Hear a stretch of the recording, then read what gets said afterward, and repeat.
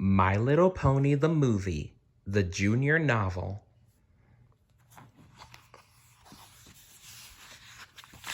Chapter 17. Phew! Applejack sighed with relief. She placed her hooves on the edge of the wooden box that had become their makeshift hot air balloon basket and peered out at the landscape of bushy green trees below. That was some quick thinking, Twilight. Yes, darling, Rarity marveled. How in the world did you gather all those items and assemble them in midair while we were plummeting to our own doom? She smoothed down her mane. And using Spike's fire-breathing abilities to heat the balloon? Truly inspired. Spike beamed at the compliment. Next stop, Mount Aris, Rainbow Dash called out as she flew alongside the hot air balloon. She pointed to the narrow, pointy mountain in the distance. I don't know how I did it, Twilight admitted, but it was great, and now we're home free. She took a deep breath. The air seemed sweeter on the heels of victory. Yahoo! Ha ha! The stone stairs to Mount Aris were winding and endless. As they trudged upward, the ponies were reaching a new level of exhaustion. It didn't help that the landscape was completely desolate either. It was pretty depressing. Rarity, in particular, was beginning to get quite whiny. Of course. That's it! I simply cannot even. I have nothing. The bad guys have won. She collapsed into a dramatic heap on the ground. Typical. I'm so sorry. Rainbow Dash, who had been periodically flying above to check their progress, called down some words of encouragement. We're almost there. Will you please stop saying that? Rarity huffed. Instances such as these were the only times she was truly jealous of Rainbow Dash for having wings. Rainbow brightened. No, really, we're here. It was the final push they all needed. The ponies sped up, taking the last sets of stairs twice as fast. When they reached the top and saw the entrance, it all felt worth the journey. This is it, Twilight exclaimed. Excitement bubbled up inside her stomach. They all stood back and admired the sight. The gates of Mount Aris, home of the hippogriffs, were quite eerie and beautiful. Two ancient stone columns carved into hippogriffs flanked the walkway, inviting visitors with a sense of mystery and mysticism. Twilight, a history buff, felt a twinge of intrigue that made her want to read everything ever written about these creatures. She could recall learning next to nothing about them in her studies. Well, I'll be, marveled Applejack, leaning back far so that her brown hat almost fell clean off her noggin. Once she'd secured it back on her head, she trotted in through the gates behind the others. Are we sure this is the right place? Asked Rarity, looking around the deserted stone street. It did look a little worse for wear, with all the cracked statues and toppled pillars everywhere.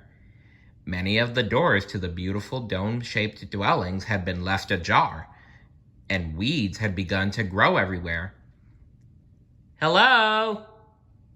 Applejack called out. Is Annie Pony home?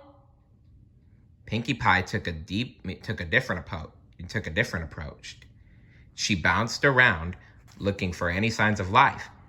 No hippogriffs here. Or here. Or here. Wait! Pinkie crouched down and lifted a little rock with her muzzle. Nope, this place is Empty.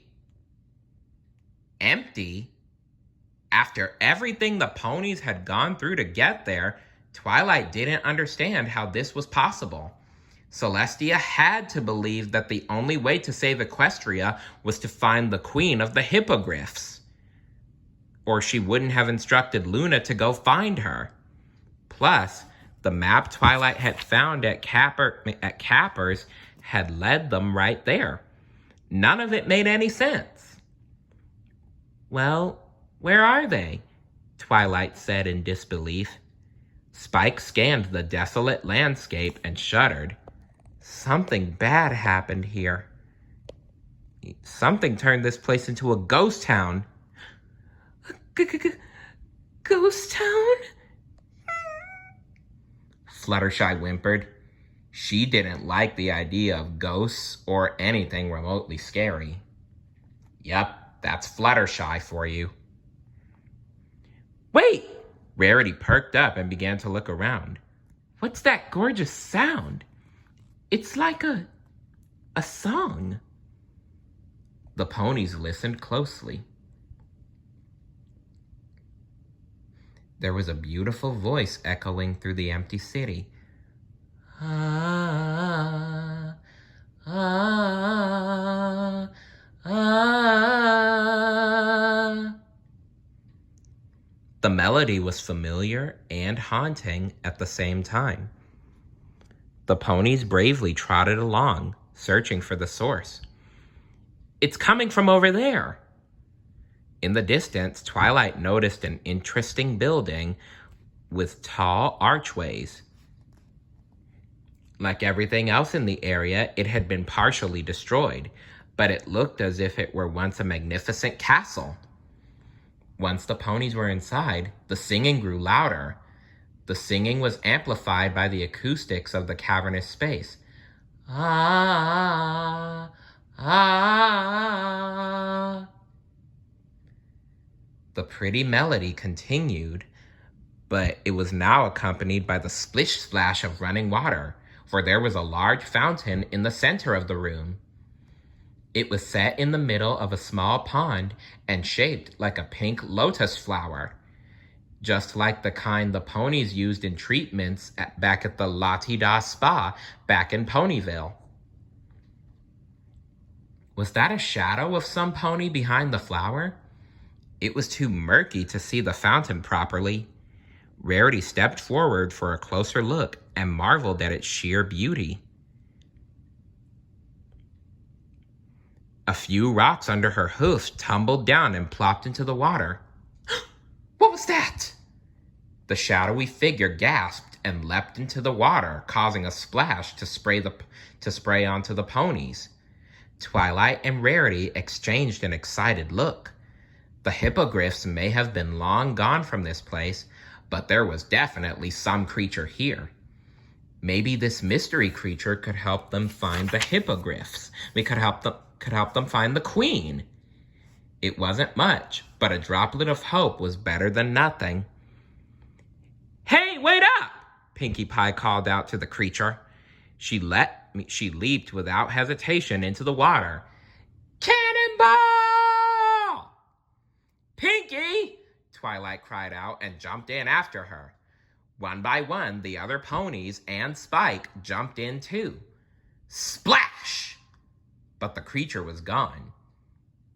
Pinkie Pie's mane dripped, sad and wet, against her face. Applejack was about to console her friend when the pond started to swirl, pulling them all into a whirlpool. What in the hey? Ah! They all screamed in unison. The ponies were being sucked underwater, and there was no way to escape.